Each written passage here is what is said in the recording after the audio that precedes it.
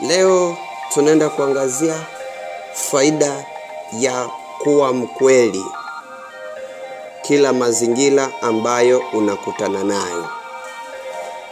Japo ni ngumu mtu kuwa mkweli kila mahali, au ni ngumu kila mtu kuamini ukweli ambao unamwambia, lakini naomba twende tukaangalie faida ya kuwa mkweli. Faida ya kwanza, unakuwa ni mtu mwenye amani muda wote pale unapokuwa mkweli.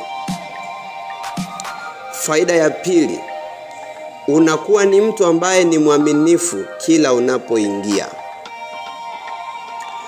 Faida ya tatu, unakuwa ni mtu ambaye hata ukiwa umekaa sehemu huna wasiwasi.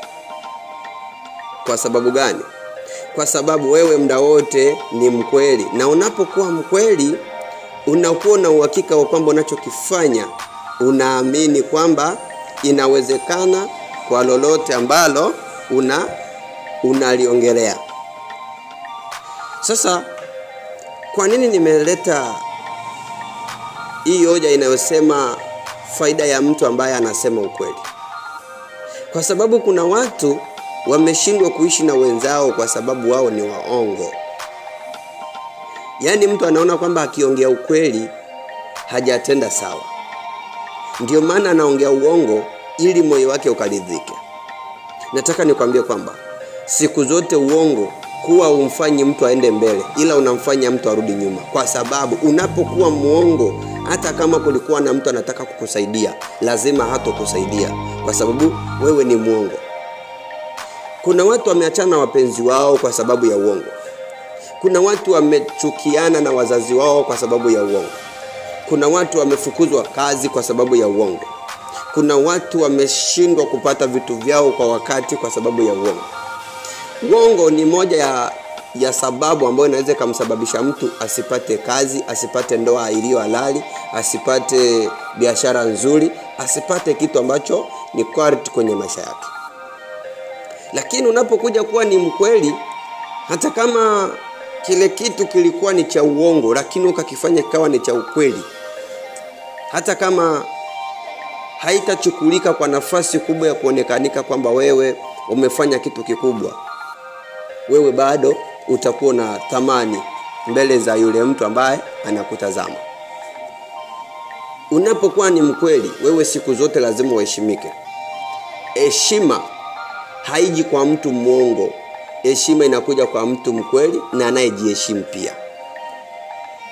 Hivyo basi, kama unataka kutoka sehemu moja kwenda sehemu nyingine, jifunze kuwa mkweli. Jitahidi kuwa mkweli.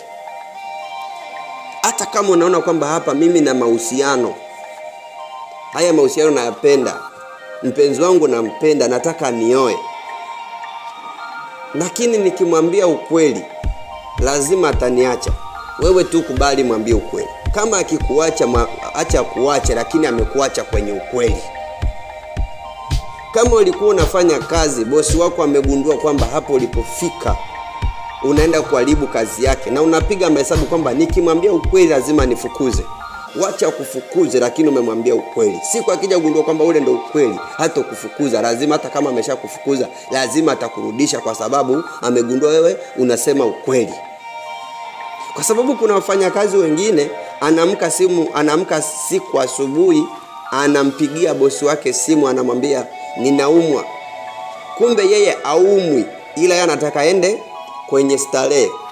Alafu anashindwa kuelewa kwamba ile kazi aliyoistopisha kwa siku hiyo kuna hela ambazo hazijaingia, na huko kwenye mfuko wake amepoteza hela kwenye starehe zake. Anashindwa kulitambua hilo. Kikubwa ni nini? Kikubwa ni kwamba tujitahidi kuwa ni wakweli, si mbele za Mungu peke yake, hata mbele za watu ambao wanatuzunguka. Unapokuwa mkweli, unajifungulia milango ya wewe kufanikiwa, ya wewe kutoka sehemu moja kwenda sehemu nyingine.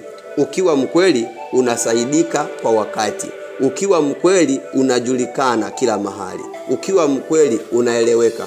Japo kuna wengine hata ukiwaambia ukweli hawaamini, lakini jitahidi sana ndugu yangu kuwa mkweli.